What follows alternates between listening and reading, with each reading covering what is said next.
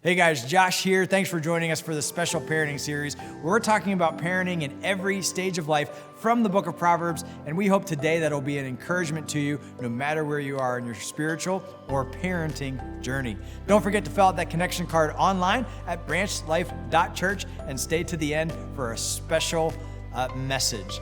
We hope that you enjoyed today's study from the book of Proverbs. And to think that I saw it on Mulberry Street. When I leave home to walk to school, Dad always says to me, "Marco, keep your eyelids up and see what you can see." But when I tell him where I've been and what I think I've seen, he looks at me and sternly says, "Your eyesight's much too keen. Stop telling such outlandish tales. Stop turning minnows into whales." All the long way to school and all the way back, I've looked and I've looked, and I've kept careful track. But all that I've noticed, except my own feet, was a horse and a wagon on Mulberry Street. That can't be my story. That's only a start. I'll say that a zebra was pulling that cart. But it isn't too late to make one little change. A sleigh and an elephant. There's something strange.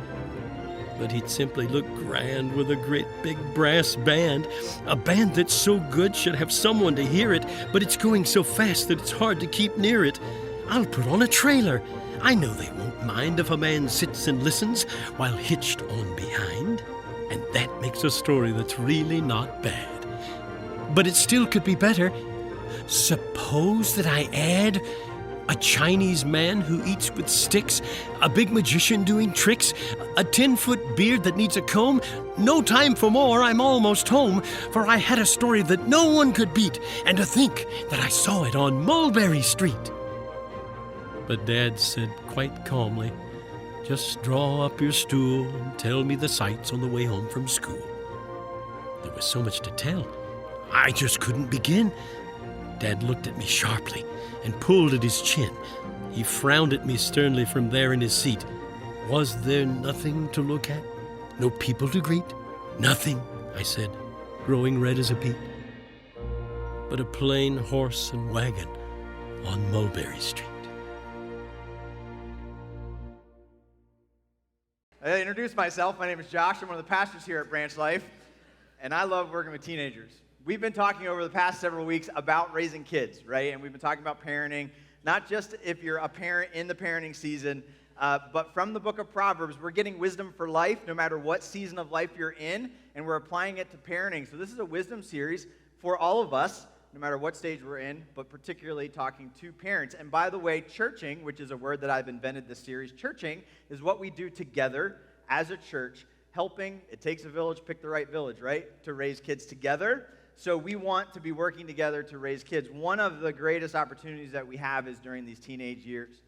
And we're calling these teenage years the coaching years. And these are the years where you get from 13 to 19, where you get a chance to transfer your parenting style, and it's a necessary transfer, it's a necessary transition to make from primarily discipline to primarily training, which is the last 2 weeks. Check that out on our YouTube channel. Now to primarily coaching. And raise your hand if you've had some great coaches, right? If you've just had some great coaches, whether it was a choir coach or a sports coach or a boss that coached you well, mentoring, leading, guiding. Coaching is a wonderful, wonderful characteristic. I mean, to be a coach is just fantastic. Coaching, when it's done right, is really shepherding. It's guiding. It still holds a ping of authority, right? The discipline years, you are absolutely in charge. I'll do it, you watch. In the training years, you're still in the driver's seat all the time. I do it, you help. Now in the coaching years, we're getting to the point where we say, you do it, and I'll help, and you're transferring some responsibility. You're empowering these young adults to do what God has called them to do. And you step into the coaching role, right? I'm going to allow you to make your choices for better, for worse. I'm going to coach those. We're going to practice, but you're going to be on the field. Pastoring is very similar to this. We coach you guys, and you've got to go make the choices. We shepherd, we mentor, we train, and we get you guys moving in the right direction. However, coaches are still in charge, right? If you've been benched in the middle of the game, you know that you're still in charge. You were calling the plays, but you weren't calling the right ones. Yeah? You might have been injured on the field, and so it was time to get some rest and recuperation. Coaches still pull you out. Coaches still set the rules and still set the guidelines, right? There's certain things that some coaches allow and others don't. I remember I was on a team, and it was like no candy during the week of the tournament. No candy during the week of the tournament. To a teenager, no candy, right? No lollipops, no Snickers, no Hershey bars, and then no sugary soda. There goes Mountain Dew and Coca-Cola, right? I'm like, what kind of coach is this guy? This is a coach that's a healthy freak, right? And he wants us to play well that week, so he wants sugar out of our system, I guess.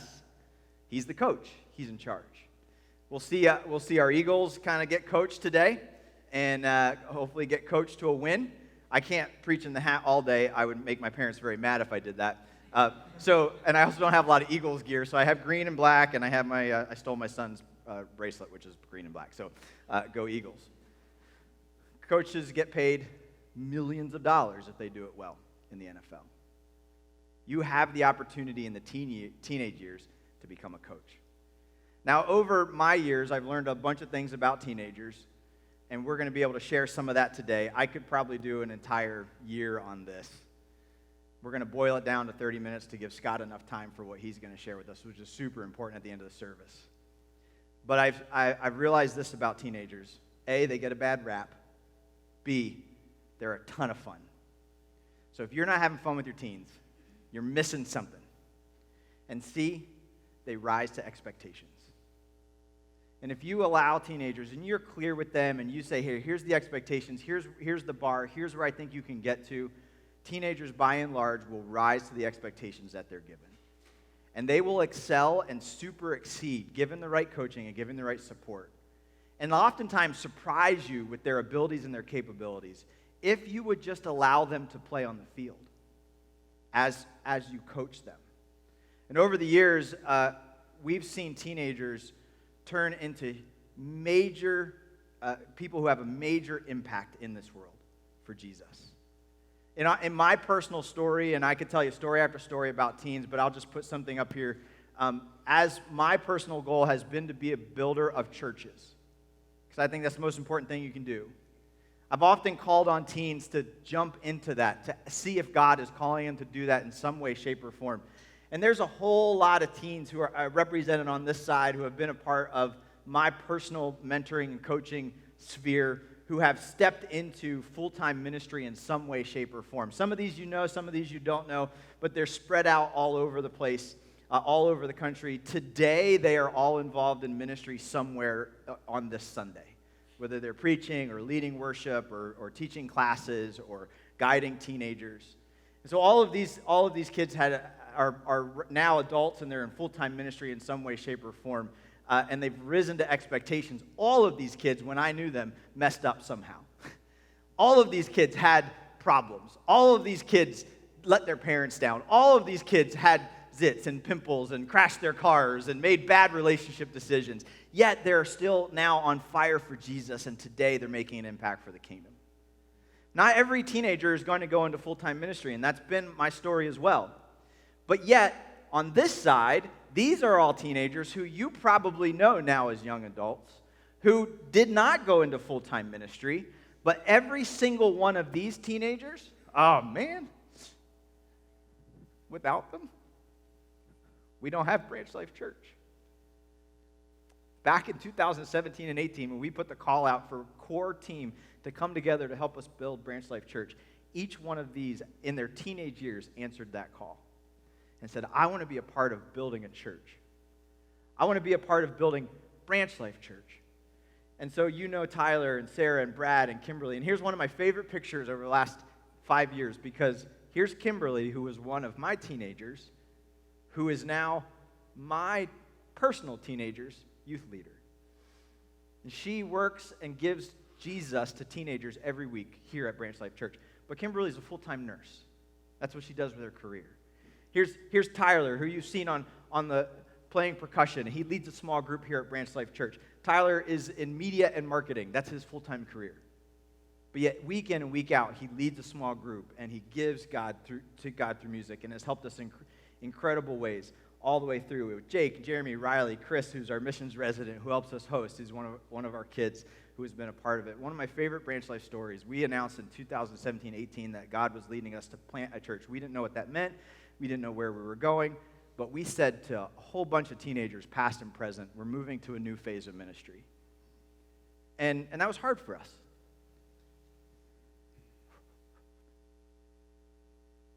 That very next week, I got a letter in the mail, and it came from Sarah.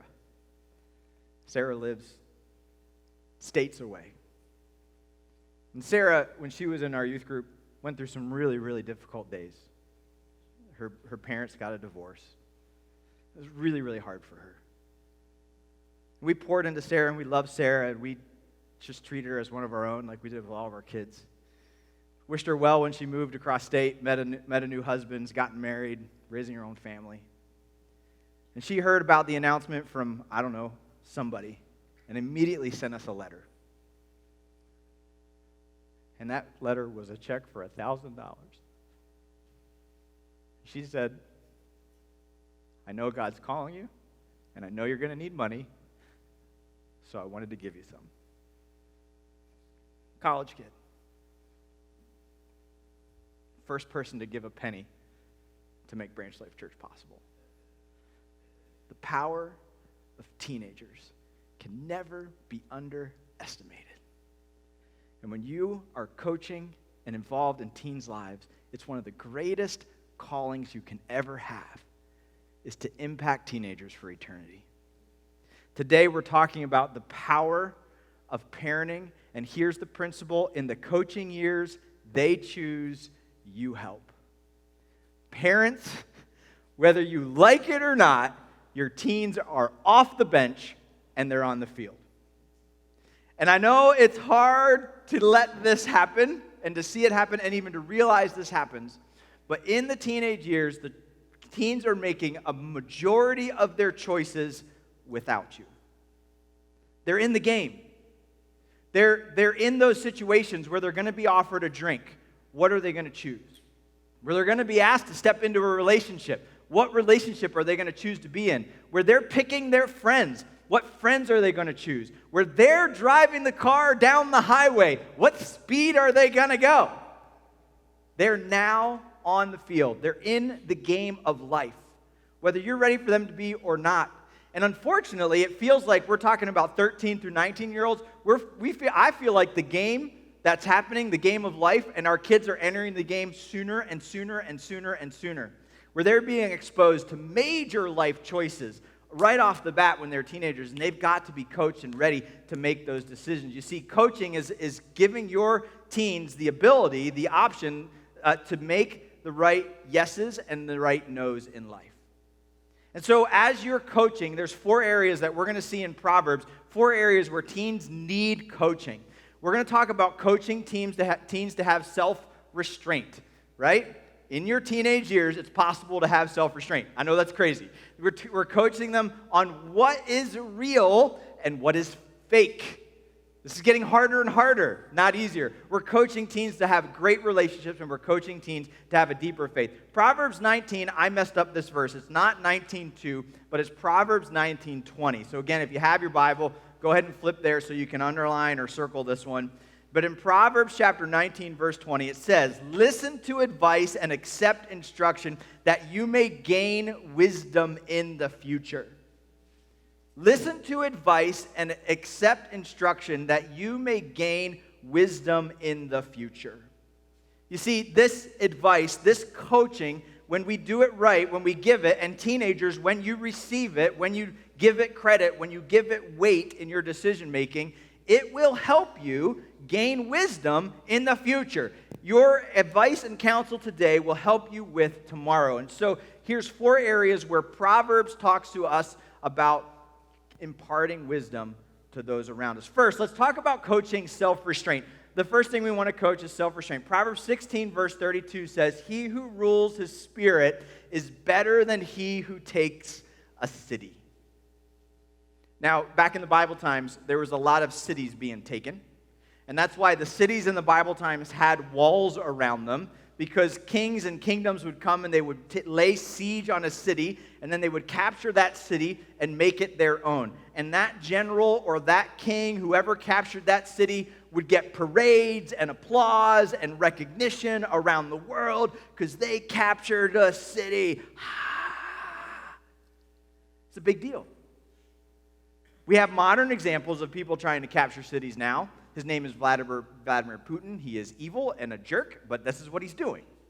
He's trying to capture cities and take them over because in his mind, in his sphere, somehow that makes him a great man or a great president because he has more land. But what the Bible says is not greatness doesn't come from capturing a city. As a matter of fact, in Ecclesiastes, the shortest story in the Bible goes like this in Ecclesiastes. It says, there was a city that was under siege, but in that city was a poor wise man who saved the city from being taken. That's the story. We don't know how the poor wise man saved the city from being taken. He just did. Why? Because he was wise. He ruled his spirit. He controlled his spirit. His spirit didn't control him. When everything is out of control, your best defense is impulse control. Well, what is impulse control? Well, it's controlling your impulses. Teenagers, you got impulses coming out your ears. You got to understand it, right? And especially in your teen years, you've got so much getting thrown at you. You get impulses from hormones, all right? Hormones are these chemicals inside of your body, in case nobody has taught you this yet, that are going to start screaming at you and make you do crazy things that you don't even know why you're doing them when you're doing it. And it's not your fault, but it's totally your fault. Like you have, the hormone is like causing you to be angry and to be mad. And you shouldn't be mad, but you're mad. And am I going to be mad at you, Mom and Dad? Mom's like, I'm just trying to give you dinner, and how dare you? Hormones.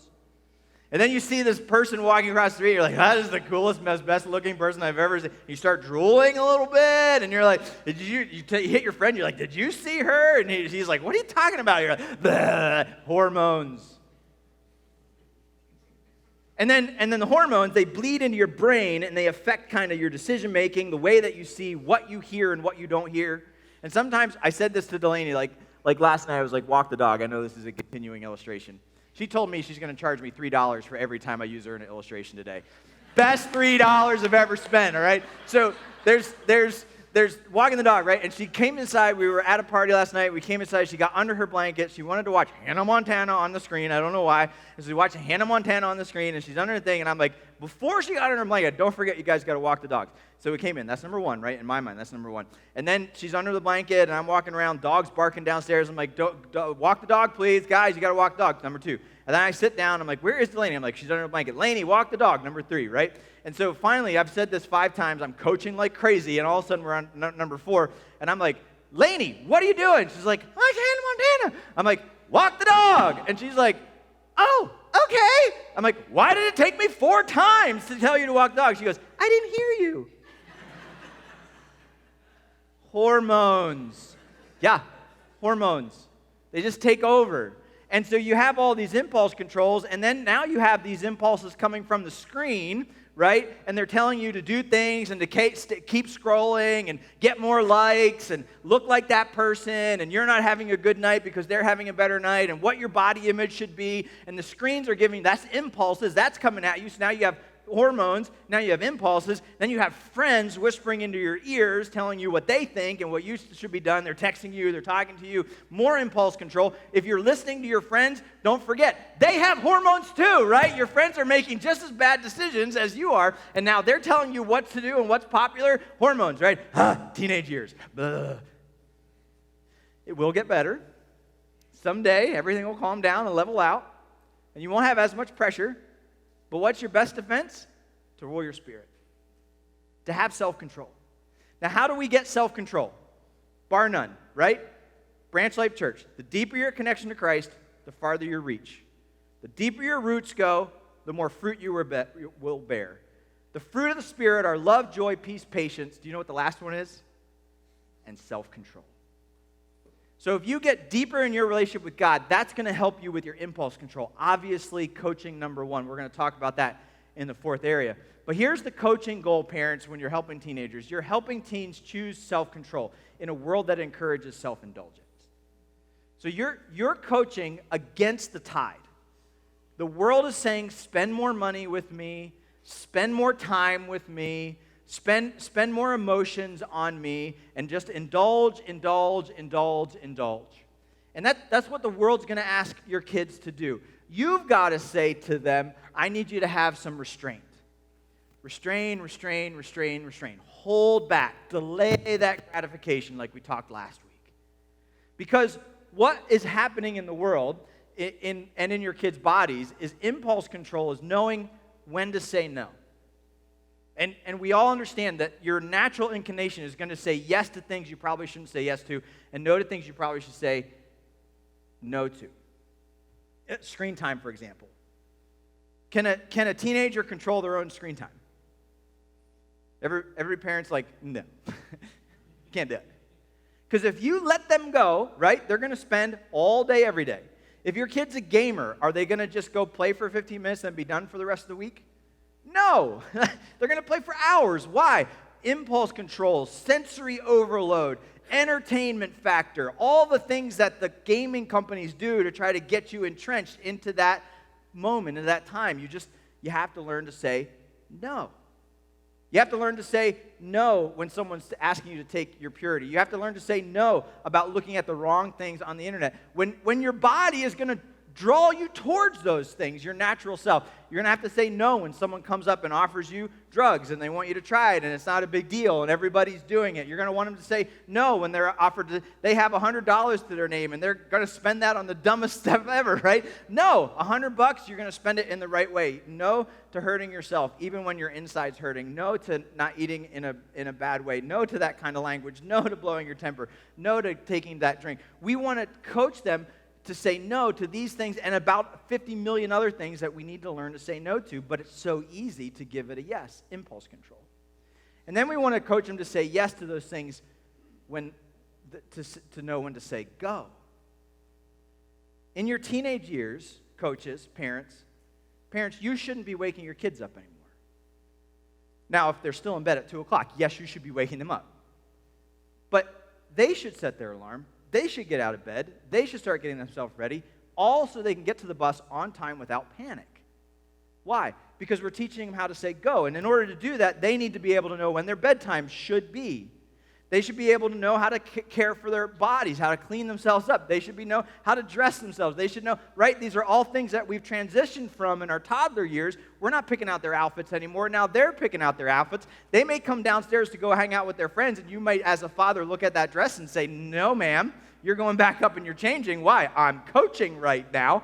But we still have this, they're still picking it out. And we've got to say, hey, this is, when are you going to go to bed? What friendships are green light? What friendships are red light? One of the most important choices is friends. We're going to talk about in a minute. Yes, are you spending time in the Bible? Are you going to worship? And teenagers, if you don't look forward to being a part of worship, that's something you want to invest in your spirit so that you can look forward to coming to worship. Yes, even in a part of big church. Teens and serving. Man, we have teens serving all over the place at Branch, and I love seeing it happen. Let's double down on that and say that's a big thing to say go to say go to Jesus, to say yes to exercise, to say yes to working. I'm going to voluntarily get a job. Isn't that a crazy thing? And giving generously. And so much of our time is spent with our impulses on the wrong thing instead of controlling the good stuff that it should be on. To help with screen time, and I don't have time to download you on all this stuff, but I've come up with several rules for teens and tech. So parents, get your notebooks out. Teenagers, I apologize in advance. Number one rule for teens and tech, parents should have all passwords, period. This is a coaching principle. This is just one area of life. But if you don't have your kid's password, they don't have that app, or they don't have that phone, or they don't have that device. You should have all passwords, period. Bar none, no exceptions. You should be able to get on their social media at any time and see what's going on. That's for their wisdom so that you can coach and protection. Number two, teens should follow in real life friends only, with the exception of like some healthy celebrities and people that are kind of in the culture, but they shouldn't be following strangers Shouldn't be connecting online with people they don't know. Rule number 3, only post or text positive comments. This is one for all of us. Only post or text positive comments. Don't ever give criticism in a Facebook chat message. Don't ever correct somebody online. Don't ever get into a conversation where it's critical, where you're just writing an email and you're blasting somebody. Don't do it, ever. If you have something negative or critical to say it. Don't write it. Super important. So if you're mad at the world, don't post that out on social media. Only post positive things. You will never regret posting positive things. You will often regret posting negative things or emailing negative things or texting negative things. So only post positive. And I don't care what the post is. If I'm looking at it and it's negative, my coaching critique is going to be, this shouldn't be a post, this should be a conversation. So let's have that conversation. Number 4, agree together to limits. Agree together to limits. Talk about what you can handle, what you can't handle on your screens. And then bedrooms and kitchen tables are no screen zones. It's a great coaching principle. Bedrooms and kitchen tables are no screen zones. Help with impulse control. Coaching then, what is real? In our Mulberry Street book, all that entire book was about a teenager's or a child's imagination going wild, and they made up a tale, and they turned a minnow into a whale. Our job and coaching on what seems real, Proverbs 16:25, there is a way that seems right unto man, but leads to death. We need to constantly be teaching our kids the difference between real and fake. Reality entails keeping minnows minnows and whales whales. And being able to know what's what and what's when. Proverbs 16:25 is a great verse. I unfortunately am part of my teenage ministry. I've been a part of 4 funerals of teenagers. 4 funerals of teenagers. Not because they were sick, but because they made bad impulse choices. Most of them were connected to drug overdoses.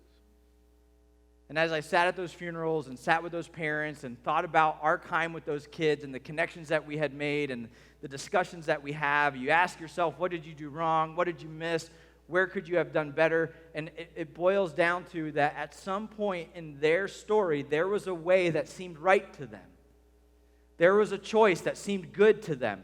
There was a decision that they made that was necessary to them. But that decision and the series of decisions that followed after it ultimately led to death. That was not the right decision. They didn't know what was real and what was fake. And they were making big things small and small things big. In Proverbs chapter 16 and verse 22, it then says, good sense is a fountain of life to him who has it, but the instruction of the fool is folly.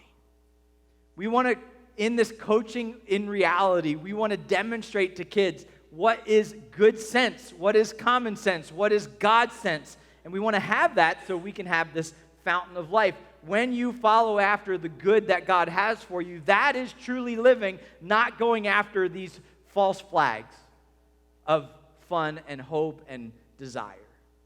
But saying, I'm going to go after the right thing, not the foolish thing. Reality entails keeping minnows minnows and whales whales. So what are some of the minnows that are actually minnows that get big?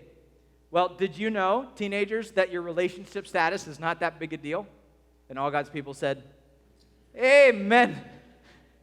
It does not matter if you have a boyfriend or a girlfriend. I'll just say that right now.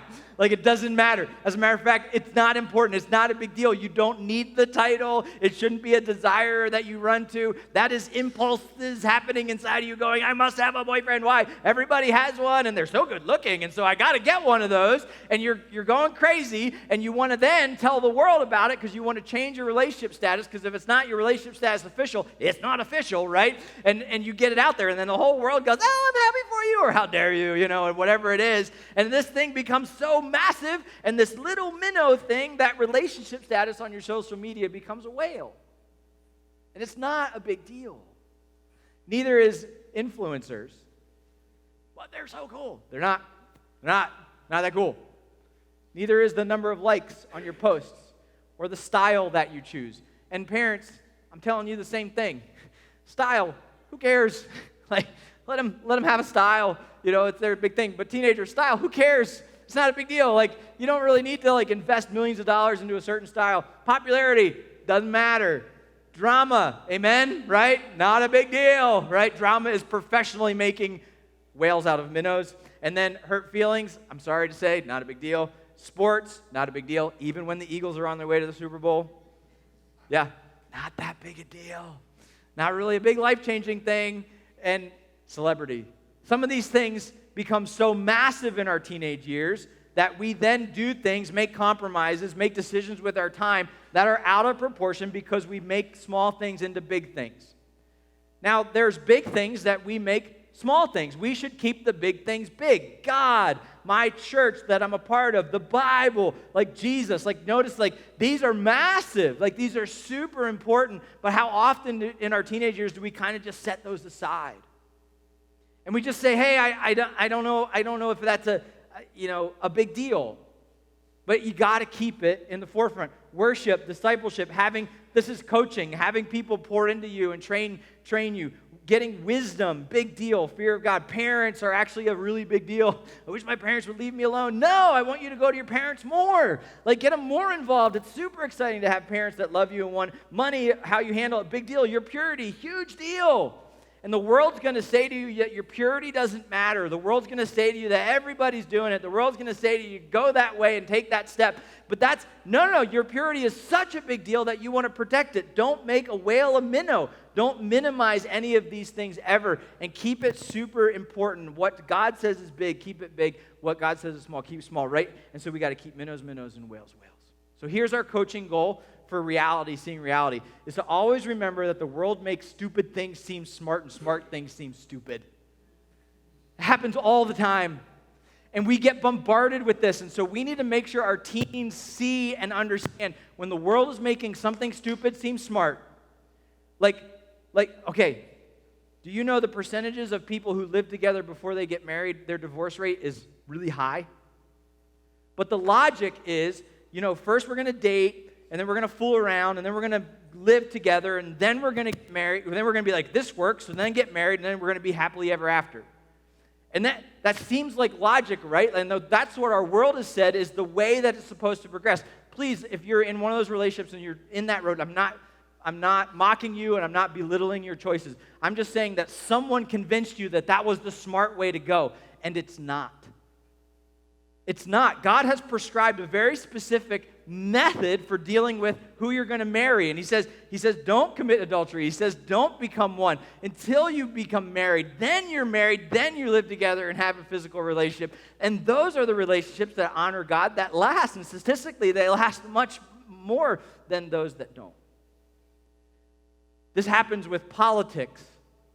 This happens with entertainment. This happens with time management. This happens everywhere. And so we have to constantly be coaching our kids into understanding that, hey, you're going to get the wrong message a lot of the time. So I'm going to make sure to give you the right one. We have to coach them in great relationships. Proverbs 13:20 says, whoever walks with the wise becomes wise, but the companion of fools will suffer harm. Who you spend the most time with will shape who you are. It's a well-known fact that your top 5 closest relationships then become the total accumulation of who you are. So if you spend a lot of time and energy, your top 5 people, if they're all billionaires, your chance of being a billionaire goes up significantly. I need to get new friends, right? Like, that's just how it works. If you want to be a successful business owner, hang out with other successful business owners. If you want to be a godly pastor with a church that's on fire for Jesus, hang out with other godly pastors with churches on fire for Jesus. This method, this idea, birds of a feather flock together, right? That kind of thing is absolutely wisdom. So now we're coaching our teens how to make decisions with friendships and relationships. And sometimes we go, all right, good luck. And we stop giving input on like how to choose good, godly friends, how to get into relationships, when the relationship should go a little bit further, if it's a dating relationship or not. And we've got to continue staying involved. I remember one of the biggest decisions I ever made in my college years was a decision that I needed to decide that guy over there needed to be my friend. And I just saw him like going after God, making good choices, and it just seemed to be like, you know what, I want to hang out with that person. I think they could mentor me, they could help me, they could coach me, we could be good friends. And so I started hanging out with my friend in my sophomore year of college. That led to one of the most valuable relationships in my life, where that man stood as the best man at my wedding, and I stood at the best man at his wedding. And we continued to chat and talk and keep each other accountable.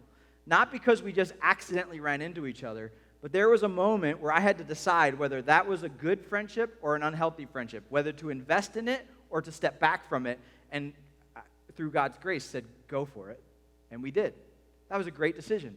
An even better decision was I met this girl named Jen, and she was cutting hair, and I'm like, she's awesome. I think I want to get to know her better, and she was dating somebody at the time, right? Like, God, can you help me with that, right? And then a year later, how's it going? Oh, we broke up? Really? Come cry on my shoulder. Yeah. Investing in the right relationships, super important. So talk to your kids about their friends and how to invest and build in and what they should be looking for in friendships. Here's rules for dating. Again, I apologize, teens. Rule number 1.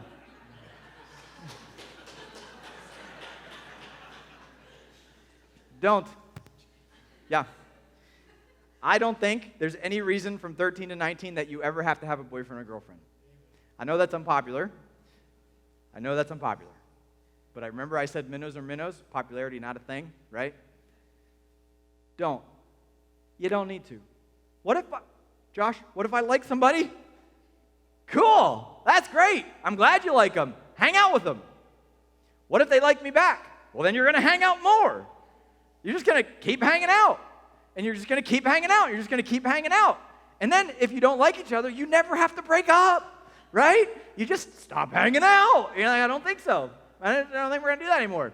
And why do we put this pressure on ourselves to go steady and to become official and to be boyfriend or girlfriend so we can change our status? You don't need to. You can go on dates, but you don't have to be dating. All right? And let me just live in this world of they can be your best friend, you can hang out with them, and people don't like. I'm going to write a book someday called Mutual Like, and it's going to be a New York Times least seller, but I'm going to write it. And it's just this idea. Don't. But here's what you do instead. Rule number 2. Don't look for the right one, be the right one, and God will give you the right one.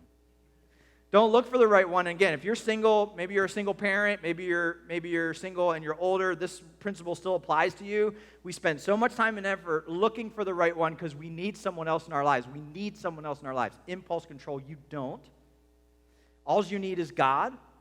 You have a great relationship with God, and if you pursue your relationship with God and you say, God, before you, I'm going to do my thing and I'm going to run the race. I'm going to run the race before me, keeping my eyes fixed only on Jesus, the author and finisher of my faith. I'm going to look to the cross. I'm going to run this race. You're going to run the race, and here's what's going to happen. You're not even looking for the right one. You're just focused on Jesus. That's what Hebrews said, focus on Jesus. All of a sudden, you're going to look to your side, and then you're going to look back to Jesus, and you're going to look to your side again.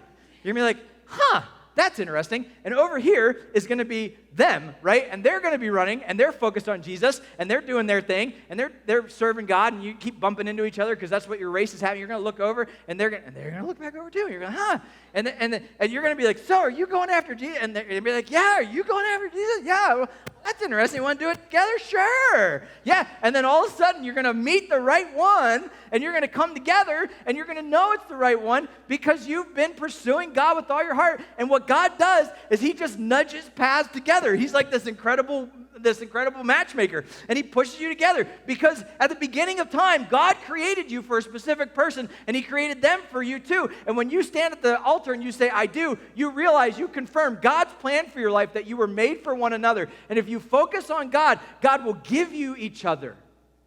You don't have to worry about finding the right one. All you need to do is go after what God has for you. And somewhere along the way, you're going to run into that person. For me and Jen, it was at camp. We were camp counselors together. We were hanging out with teenagers all summer long, and we fell in love because we were doing ministry together. Just run after God, and he'll give you the right one if you need it. Singleness for some is a huge blessing and a huge ability to serve God like no other.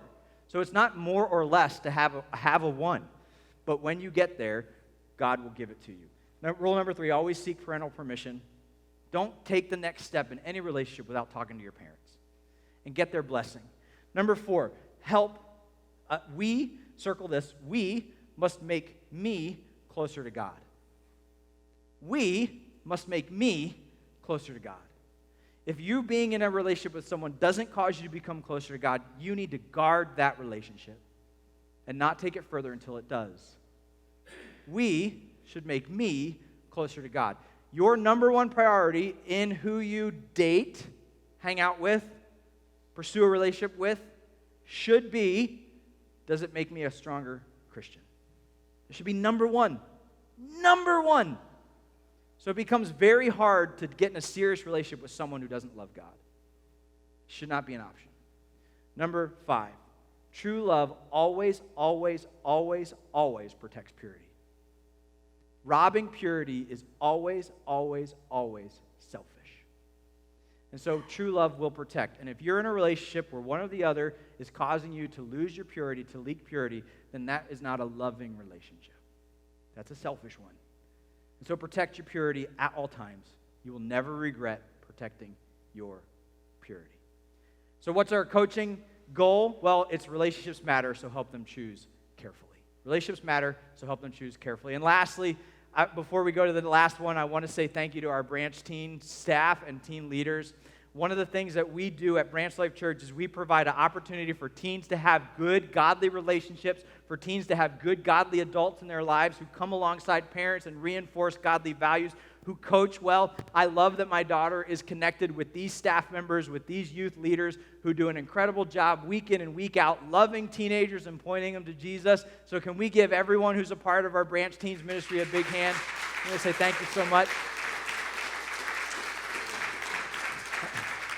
It's been pretty awesome to see this group grow in the last couple years. We really kicked this off 2 years ago. It started with 6 or 7 or 8 kids. Now we have well over 30 kids that are connected on a monthly basis with Branch. And if your kids need a place where they can connect with godly adults and other teens who love Jesus, hey, that's what this group is for. They meet on Wednesday nights and other times. Lastly, we want to coach our kids in having a deeper faith. Proverbs 35 says this: every word of God proves true. He is a shield to those who take refuge in him. The world, the impulses, the hormones, the minnows, the whales, the relationships. What do? Take refuge in God. Every word that he speaks is true. And you will transform the world in God's power. You'll live the life God wants you to live when you see that and experience that. So you parents, teenagers, here's what the truth. Your parents' faith cannot save you. And so many people are walking around with the religion that they got from their parents. Oh, I grew up Catholic, or we grew up Methodist, or we grew up Mormon, or we grew up atheist. And you're carrying this religion around that you were inherited. I grew up Baptist. I grew up Christian. And that's their faith. It's their faith that they grew up with. At some point in your teenage years, it needs to go from being your parents' faith to your faith. You need to understand what you believe and why you believe in it. It's super important. Now, here's the thing about faith. Every word of God proves true. Test it. Parents, let your teens test faith. Let them ask questions. Let them explore and coach them through that process.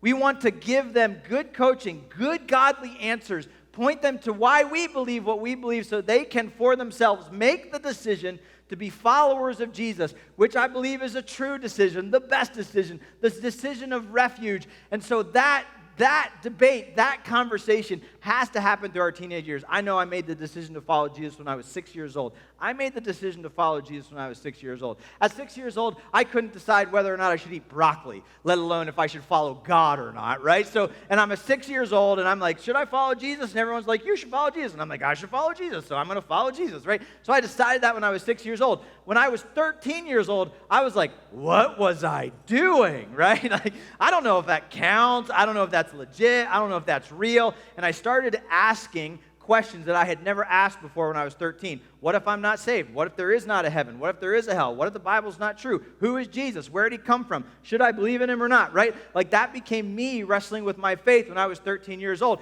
When I was 13 years old, I recommitted my life to Jesus, and I knew exactly what I was doing in that moment because I had tested out my faith. And guys, by the grace of God, I've never looked back.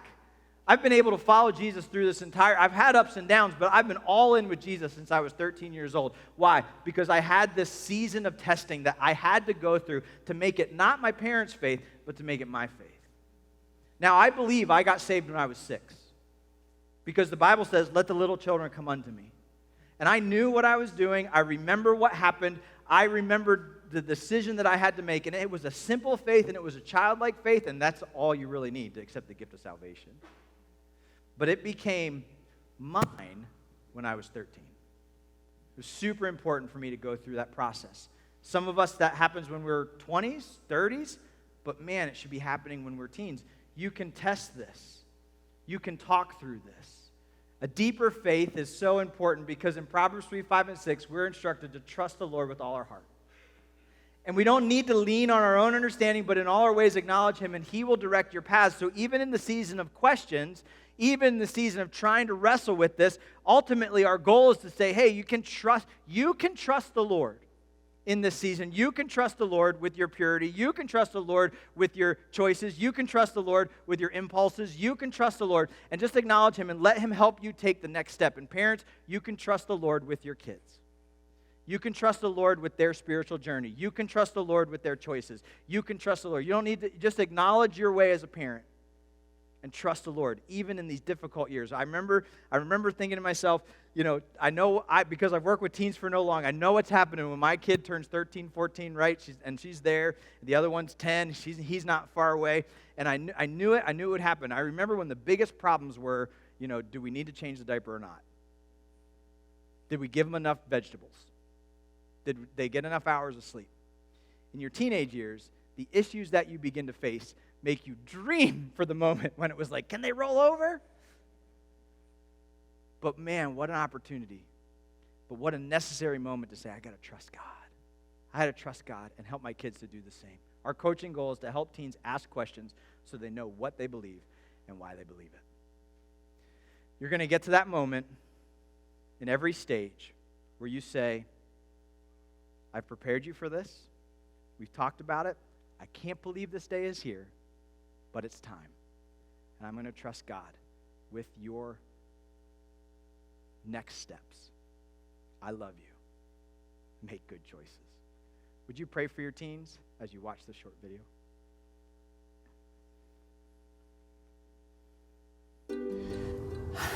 I knew this day would eventually come. I just didn't think it would come so fast.